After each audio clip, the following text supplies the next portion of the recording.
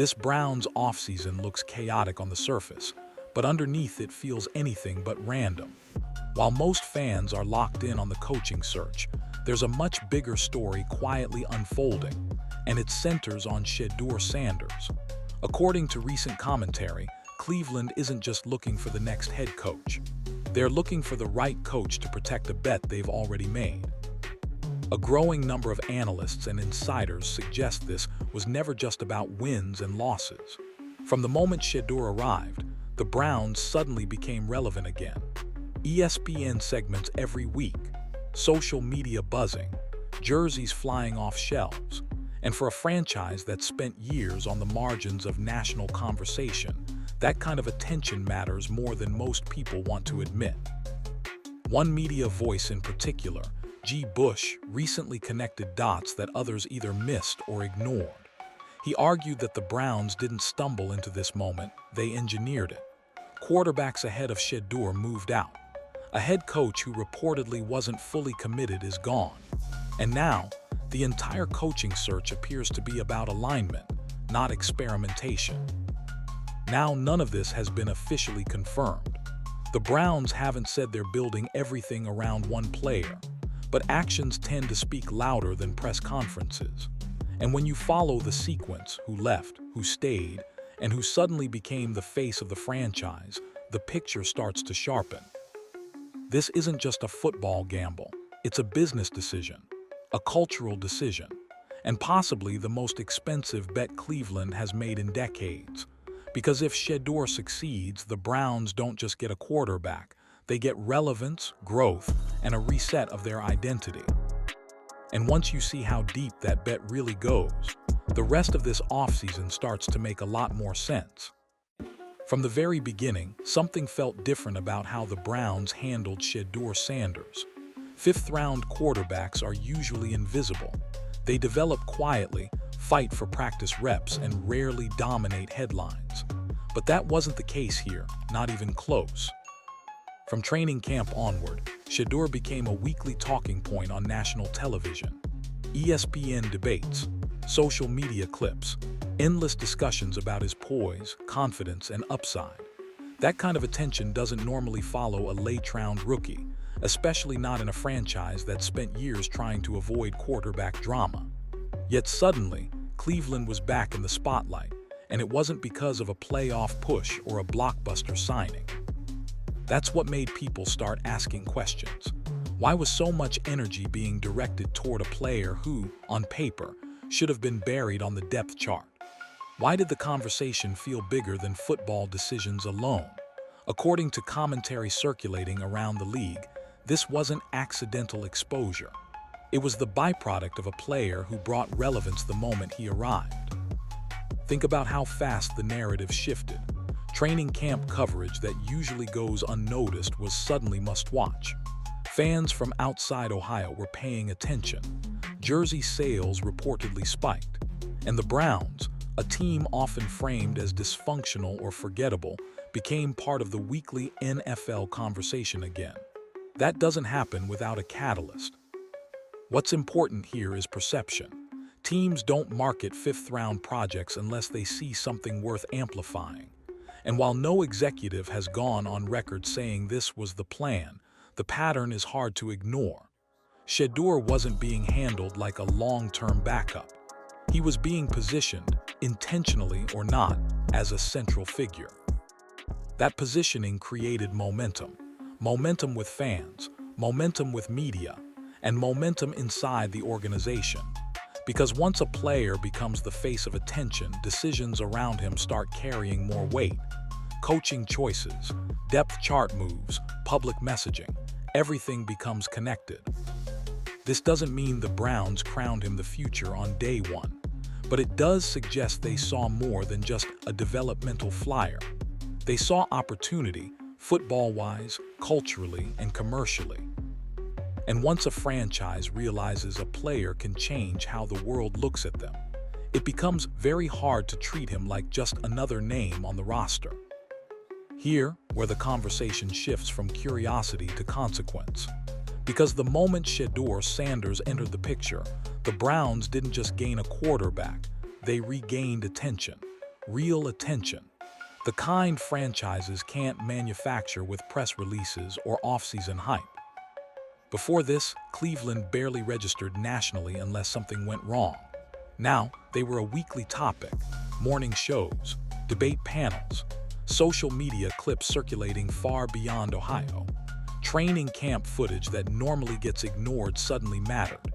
And that level of exposure doesn't come from wins alone, it comes from storylines people care about. Reports and commentary suggest jersey sales skyrocketed, with Shedeur's name landing among the top sellers league-wide. Whether fans were tuning in because they believed in him or wanted to debate him didn't matter. Engagement is engagement. In today's NFL, relevance is currency, and Cleveland was suddenly rich in it. What made this especially notable was where the attention came from. It wasn't just Browns fans. It was Colorado fans, younger viewers, social media-first audiences who follow players more than teams. People who might not have cared about Cleveland at all were now buying merchandise, watching clips, and arguing about the Browns online. That's not traditional fandom, that's expansion. This is where G. Bush's argument starts to resonate. He wasn't claiming the Browns chased hype for its own sake. He was pointing out that once the franchise plugged into a new audience, everything changed. Media relevance turned into brand momentum. Momentum turned into leverage. And leverage affects decisions at every level. None of this requires a conspiracy. Teams don't need secret meetings to understand value. They see the numbers. They feel the shift. When a player makes your franchise part of the national conversation again, that player becomes more than just a depth chart entry. He becomes an asset. And assets get protected. That doesn't mean football stopped mattering. It means football started sharing the stage with business reality. Because when relevance returns, so does pressure to sustain it, grow it, and not let it disappear as quickly as it arrived. Once Cleveland tasted that attention again, the question wasn't whether it mattered. The question was how far the organization was willing to go to keep it. And that's when the conversation stopped being about highlights and started being about strategy. Once you step back and look at the bigger picture, it becomes clear why this situation feels so deliberate. The Browns weren't just evaluating Shedeur Sanders as a player, they were measuring what he represented to the franchise as a whole. And that's where the business side quietly took center stage. In today's NFL, quarterbacks don't just run offenses. They drive ecosystems, merchandise, sponsorships, broadcast interest, social engagement. When a team becomes relevant nationally, its valuation doesn't just rise on the field, it rises on balance sheets. And according to commentary from people watching closely, Cleveland saw that effect almost immediately. Think about what changed. National media coverage became routine, not after wins, not after playoff pushes, but simply because Shedeur existed within the organization. Jerseys reportedly sold at elite levels for a rookie taken late in the draft. New demographics began paying attention. That kind of response isn't normal, and front offices don't ignore anomalies like that. This is where voices like G. Bush started connecting dots others avoided. He argued that this wasn't accidental momentum. It was organizational value being unlocked in real time. The Browns weren't just seeing potential under center. They were seeing a brand catalyst. From ownership's perspective, that matters. Jimmy Haslam oversees one of the league's most valuable franchises, built on a fiercely loyal fan base. Plugging that base into a new, younger, global audience isn't hype, it's growth. And growth changes priorities. At the front office level, decisions start aligning differently. Draft capital matters, but return on investment matters more. A fifth-round pick who generates first-round attention is rare. And once that reality sets in, protecting the asset becomes part of the job. Not recklessly, strategically. This doesn't mean football evaluation disappears. It means football and business start moving together. Success on the field amplifies the brand. The brand buys patience for development. It's a feedback loop modern franchises actively seek. And here's the key part. Teams don't make these bets lightly. When an organization starts shaping decisions around one player's success, it's because they believe the upside extends far beyond the stat sheet. Which is why what happened next, who stayed, who left, and how the path ahead began clearing, didn't feel random at all. This is where the story stops being theoretical and starts feeling deliberate. Because when you line up the sequence of moves the Browns made, the picture sharpens fast. Players ahead of Shedeur Sanders on the depth chart were moved out. The head coach who reportedly wasn't fully aligned with developing him is gone. And suddenly, the one constant left standing is the quarterback everyone said was just a fifth-round pick. From the outside, each move can be explained on its own. Roster decisions happen every year. Coaches get fired all the time. But taken together, the timing raises eyebrows. According to commentary circulating in Cleveland media, this didn't feel like coincidence. It felt like alignment. Voices like G. Bush argued that if the Browns didn't believe in Shedeur, none of this would make sense. If he were viewed as temporary, why reshape the quarterback room around him? Why reset the coaching staff instead of letting the existing structure ride it out? Teams don't clear obstacles for players they plan to move on from. One of the most debated points is the departure of Kevin Stefanski. There's been no official statement tying his exit directly to the quarterback situation, and it's important to frame that clearly. But reports and opinions suggest there was tension around commitment and direction. If true, that tension matters.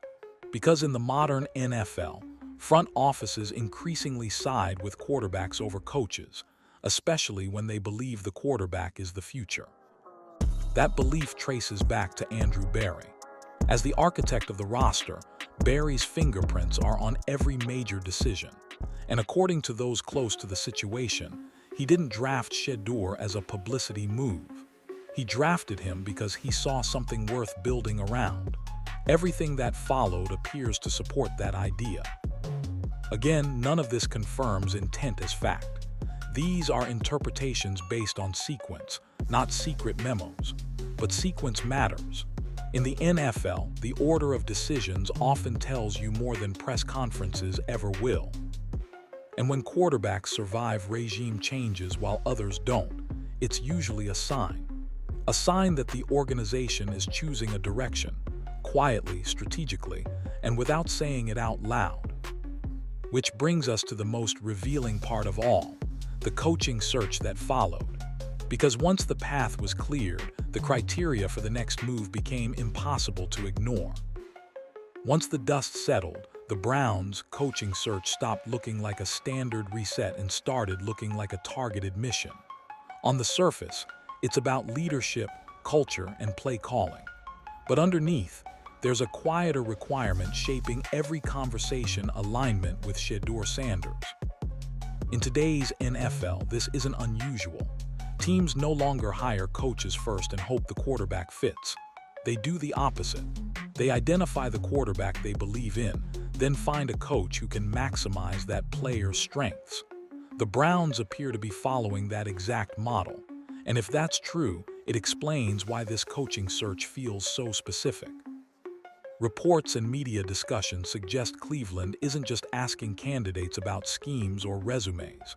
They're asking how those schemes translate to Shedeur's skill set, how quickly they'd commit, how comfortable they are building an offense around timing, poise, and controlled aggression.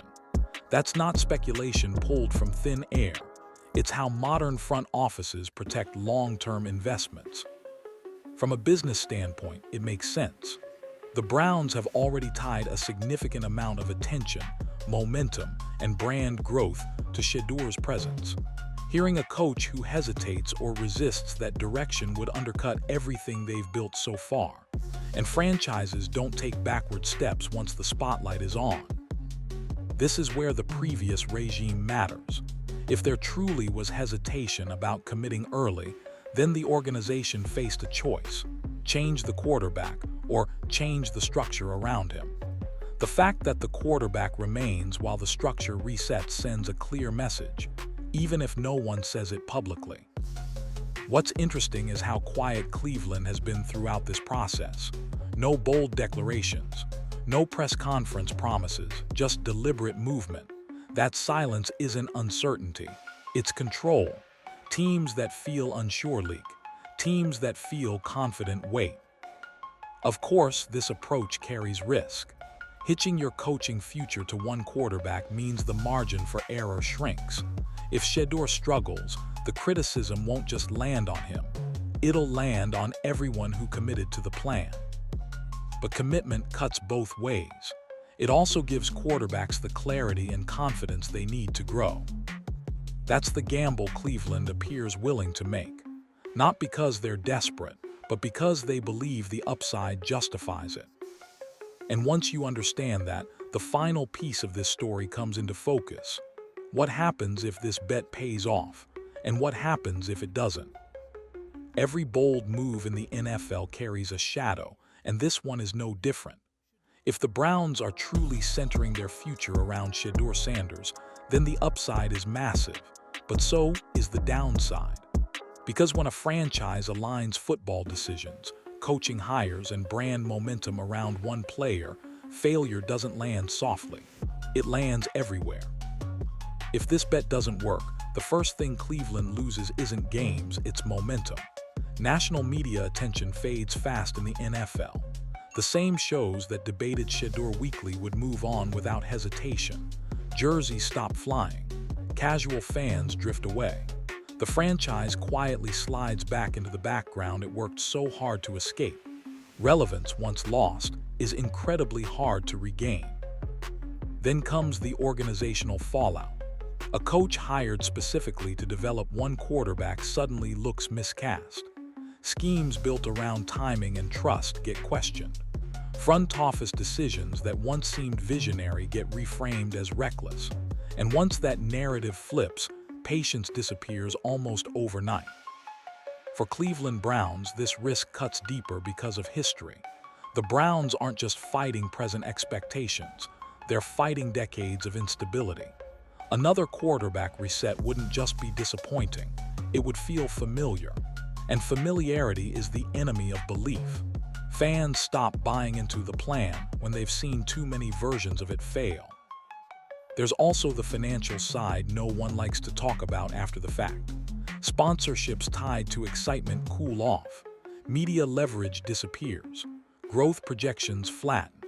None of this happens overnight, but it happens inevitably when the centerpiece of the strategy doesn't deliver on the field. That's why this bet is so high stakes. It's not just about whether Shedeur becomes a Pro Bowl quarterback. It's about whether the Browns can finally break the cycle they've been stuck in, or if this becomes another chapter in the same story, just told with different names. Of course, failure isn't predetermined. Young quarterbacks rarely develop in straight lines. Mistakes are part of the process. But when a franchise places this much weight on one direction, there's very little room for ambiguity. Every setback feels amplified. Every struggle feels symbolic. That's the price of commitment. When you go all in, you don't get to hide behind evaluation anymore. You either grow through the rough stretches, or you watch the entire structure you built start to wobble. And that's exactly why the next question matters even more than whether the bet fails. What happens if it actually works? This is where the debate finally splits down the middle. To some, what the Browns are doing looks bold, modern, and overdue. To others, it feels risky, maybe even reckless. And the truth probably lives somewhere in between. On one side, there's the argument that Cleveland is finally acting like a forward-thinking NFL franchise, identifying a quarterback early, clearing internal resistance, aligning the front office, coaching search, and organizational messaging around one clear direction. That's how successful teams operate now. They don't wait for perfect certainty. They commit, then build confidence through structure. From that angle, betting on Shedeur Sanders isn't desperation, it's decisiveness. Supporters of this view point out that the Browns have tried the opposite approach for years. Constant resets, endless evaluation, quarterbacks treated as temporary solutions. And where did that lead? inconsistency, confusion, a fan base that never knew what the plan actually was. Compared to that, choosing a direction, even an imperfect one, feels like progress. But critics see a different picture. They worry the Browns might be falling in love with momentum instead of mastery, media attention instead of sustained production. They question whether the organization is moving too fast, tying too much to a player who still has clear areas to develop. From that perspective, the fear isn't about Shedeur's talent, it's about timing. There's also the uncomfortable reality that once you commit this publicly, walking it back becomes difficult. If struggles come early, the pressure intensifies. If wins don't follow quickly, the narrative flips. And when that happens, the same boldness that once looked visionary can start looking like tunnel vision. For the Cleveland Browns, this is the tightrope they're walking. Too cautious, and they repeat history. Too aggressive, and they risk accelerating another reset. The margin between genius and overreach in the NFL is razor thin, and it's often judged only in hindsight. What makes this moment so fascinating is that both interpretations can be true at once. The Browns can be making the smartest organizational decision they've made in decades, and still be exposed if development doesn't happen fast enough. That's the nature of betting on quarterbacks. There's no safe version of it. Which is why this story isn't about predicting outcomes. It's about understanding intent. Cleveland has chosen a path, not quietly, not accidentally, intentionally. And whether that choice becomes a case study in modern franchise building, or a warning about betting too much on one idea, will define this era of Browns football long after the headlines move on. When you strip away the noise, the debates, and the hot takes, this all comes down to one unavoidable reality. The Browns have already chosen their direction. Whether they say it out loud or not, the organization has aligned too many pieces around Shedeur Sanders for this to be accidental. Coaching changes, roster shifts, media positioning, brand momentum. These aren't the moves of a franchise still deciding. These are the moves of a franchise committing. And that's what makes this moment different from past Browns eras. For once, the chaos doesn't look random. It looks intentional. Cleveland isn't cycling quarterbacks hoping something sticks. They're betting that structure, alignment, and belief can create something sustainable. That alone marks a philosophical shift, regardless of how the outcome turns out. But commitment changes the rules. Once you make a quarterback the centerpiece, there are no half measures. You don't get to evaluate quietly. Every win becomes validation. Every loss becomes an indictment. Fair or not, that's the reality Shedeur is stepping into. And it's the same reality the organization has willingly stepped into with him. For the Cleveland Browns, this is about more than avoiding failure. It's about identity. Are they finally ready to build around a player instead of constantly resetting the board? Are they willing to absorb short-term discomfort for long-term stability? Or will outside pressure eventually pull them back into old habits? What makes this story so compelling is that there's no obvious villain, no clear mistake, just a high-stakes decision unfolding in real time. If Shedeur grows, develops, and wins, this will be remembered as the moment Cleveland modernized its thinking. The fifth-round pick who changed a franchise not just on the field, but in how it operated. If it doesn't work, the criticism will be brutal. People will question the focus on branding, the speed of commitment, the faith placed in potential, and Cleveland will once again be forced to explain why the plan didn't pan out. But here's the truth most people miss. Avoiding risk hasn't worked either. Playing it safe hasn't produced answers. And at some point, every franchise has to choose between endless caution and deliberate belief. The Browns have chosen belief. Now comes the hard part, turning belief into results. Because in the NFL, bold bets don't get graded on intention. They get graded on outcomes. And whether this becomes a turning point or a cautionary tale will depend on what happens next, not what's already been decided. One thing is certain though, this isn't just another off-season storyline. It's the foundation of the Browns' future, and there's no turning back now.